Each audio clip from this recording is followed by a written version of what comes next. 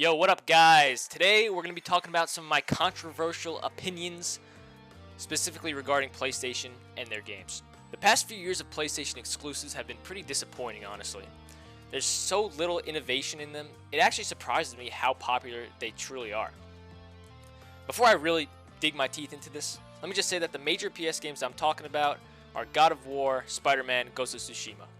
I haven't played Ragnarok because I just didn't like the first game, so I'm not gonna play the second. I haven't played Last of Us or 2, and I've played a little bit of Horizon 1, but that's it. So I'm not gonna be going into those games too much. I have a decent understanding of them, story-wise, gameplay-wise, but I don't know enough, so I'm not gonna talk about them.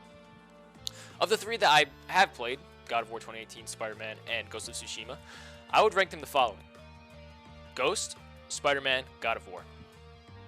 I genuinely believe that God of War 2018 is a slog to get through, and it does not deserve to be called Game of the Year of 2018. It took a good franchise and turned it into a boring, over-the-shoulder cinematic and story-based game, where the story is pretty mid. This will definitely be the most controversial take of this video, but I have to put it out there. Kratos is pretty boring compared to his younger self. Atreus, whatever his dumb name is, he's annoying, and has zero good traits to him. In the fetch quest nature of the game, looking for items to climb the mountain, it's kind of boring, honestly. Combat is repetitive, and there are very few actually really good bosses. If you want a full review on the game, let me know in the comments. Next is Spider-Man. I enjoyed this game more than God of War, but it still felt like a mediocre game. Playing as Spidey is fun, and taking down iconic villains is pretty awesome, but the actual gameplay loop got pretty boring to me after a few hours. The combat is worse than the Arkham games, and has repetitive enemy types, which is also like the Arkham games. I really don't have a lot to say on this game. It was fine. I haven't played Miles Morales on PS5, but from what I've seen, it looks pretty similar.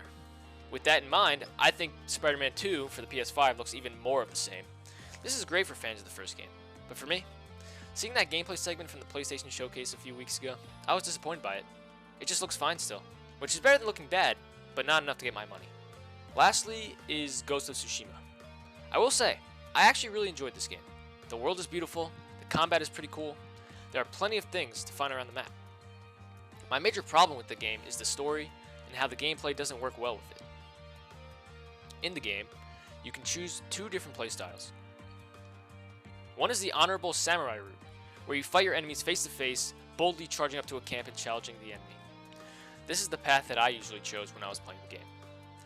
The other path is the Ghost, a more ninja-like approach.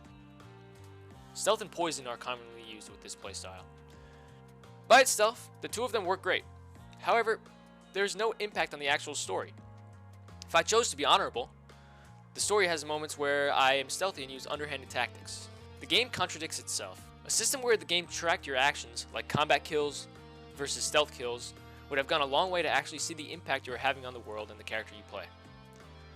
I hope this is fixed in the inevitable sequel, but only time will tell. I know I mostly talked about 3 games from Sony that I had issues with, and not Sony as a whole. When I put the title, Sony games are overrated, I wanted to show that these games are often touted as the cream of the crop. I fully disagree.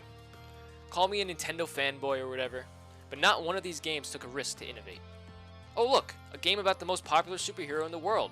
I wonder if that will be popular.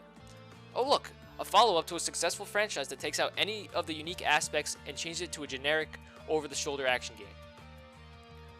The only game of the 3 that actually feels unique is Ghost of Tsushima, though it also has some things that could be improved.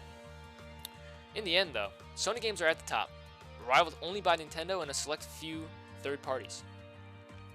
What I want to see from Sony is innovation and creativity, beyond just making the graphics nice. Thank you guys for watching, and I'll see you in the next one. Peace out.